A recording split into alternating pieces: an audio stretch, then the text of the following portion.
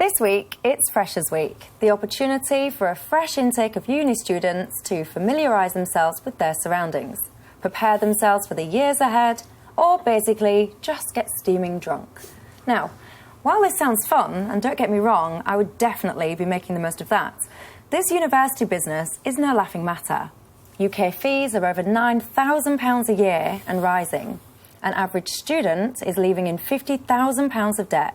And get this, a rising number of graduates are not even ending up in graduate-level jobs at the end. The tide needs to change. There will always be some jobs which require a degree. Brain surgeon, anyone? But the simple fact is that most jobs do not.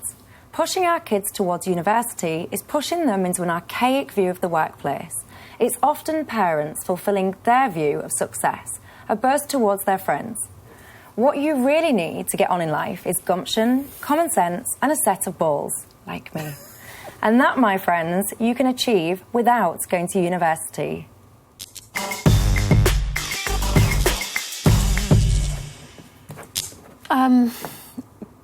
You didn't go to university. I didn't. You didn't go to university. You went. I went very briefly. I had a place and then came out. So it's Okay, so it didn't work for career. you? No, I went straight back into the workplace. Greg, you went to university. When I was 24, yeah. So actually, I'm the only one who went at normal time and to a stayed very the good course university. and got a degree. Am I the only person? No, I got you got a degree. No, I got a degree. But at the normal sort of, Okay. the normal progression, yes. You are. I think that Michelle has a point. I mean, 31% of everyone is going to university. When, let's say 100 years ago, maybe only 10%, 20%. Make it right, Rachel. No, it doesn't. So what I'm saying is I think the university sector has overexpanded. There's an assumption that everyone should go to university. And I think, Michelle, you're right, we do need, especially if we're going to be on our own as a trading nation, we need a much more highly skilled workforce in terms of technical skills and manufacturing and all those things. I'd like to see just as many apprentices as we have graduates. Students, yeah. So I agree with you, but speaking as a parent, I'm quite glad my kids did go to university because I do want them to get quite good, not just entry-level jobs, and I want them to be able to progress. And I think that the evidence shows that if you do have a degree, you still earn more money and you still get better jobs. Well, I went to the University of York when I was 24 without the proper qualifications. They just took me in. It changed my life. Without any doubt, it changed my life. Well, I think I began to understand what academic work was about. I began to understand what, up to then, I've been a pop journalist, a bit like you. And No one's like me. No one's like me. Did you say pop or pulp? No, I said pop. I said Pop. Popular It's just the way I say things. But thought you said top. And I have just finished after 11 years as Chancellor of that very same university. Oh, wow. And I don't agree with you at all. I would encourage as many people as they can to go to university. But at 18 or 24? Well, they'll go at different times now. Right. It's not going to be... Tell me people why. Will go, well, because I think it's a very interesting social experience, a very interesting academic experience. I just think it's an exciting time. Now then you come to the second part of the argument, which is about that. I was against £9,000 a year fees, and I still am. What is remarkable about it, and the government has got away with, is actually, if you look, £6,000 of that never gets repaid. The students have to keep paying it, but actually the government sells it as a loan book for something like 20 to 30% of the money. So actually we needn't have had it at all, and it was done for ideological reasons. It was trying to turn universities more into markets. And there's no doubt, I mean, I was there I was at York as Chancellor when the 9,000 came in. There's no doubt it changed the atmosphere, because suddenly kids were saying, hang on, it's just costing me £9,000. I need to do more. Now, the big con of universities, I think, is everybody pays £9,000, but for some subjects, the costs are astronomical, and for some subjects, they're very little. I see. And they're all paying £9,000. But Greg, you say every child... If you've got a young man or woman and they want to be a train driver, or they want to go into retail, and they could go into a partnership like John Lewis or Marks and Spencer's, which have real...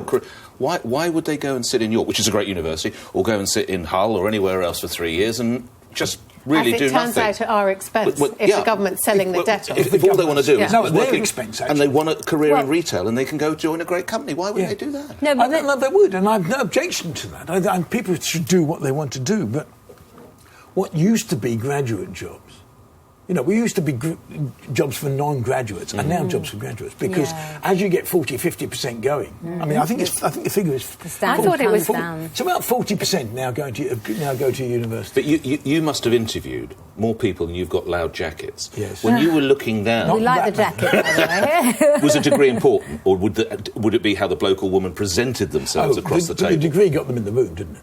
Okay. But don't Well, The degree got them in the No, room. but- That's not Yeah. my. No, but- I mean, I've seen people coming with wonderful first-class honours degrees from your sort of university who you wouldn't employ. Right. But that's life. But But I mean, no- the degree gets them in the room. But they shouldn't, though, because I think what we're in a situation now is... I've got nothing against universities, by the way. I think they should be elite institutions in some way for the best careers, not just like... You can do things like puppetry. You can spend 2 years doing puppetry. No.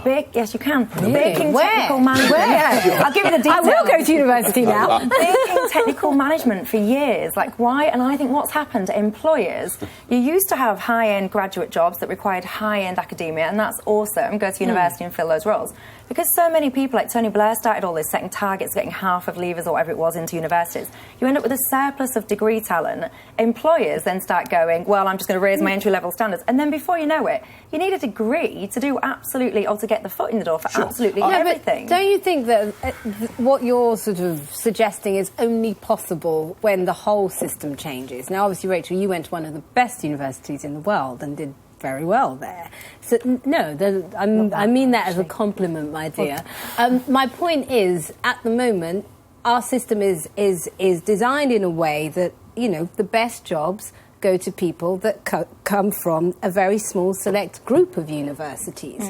So what you're suggesting, I think, in the end, you can't use your career or my career as examples because they're very unique journeys. What you're suggesting means that many young people from low-income communities don't get a shot with the current system we have. So until our whole sort of catchment approach changes, people are always going to need to go to university. But for We me, have it's to not look just- at how we source talent. It's not just a system. and how we upskill talent as But well. to me, it's not just a system, it's attitudes and it's snobbery. So if I think of me, for example, Yeah. I barely went to school, so never mind college or university, but I was awful. You won't give me a job. Well, no one would give me a job. In the end, I used to get turned down for jobs, and I did a YTS, as it was called, an apprenticeship then. And I had to take the last one that was left, the one that no one really wanted, and I did it, and I smashed it, and I was earning next to nothing, because you do it as an apprentice, you don't get a lot. But I got confidence, and I got skills. And let me tell you now, by the age of 22 years old, I had a very healthy six-figure salary. All of my friends who had gone to university, I've out-earned them tenfold. On that subject, let me just bring this in because it does speak, Michelle, to what Greg was saying.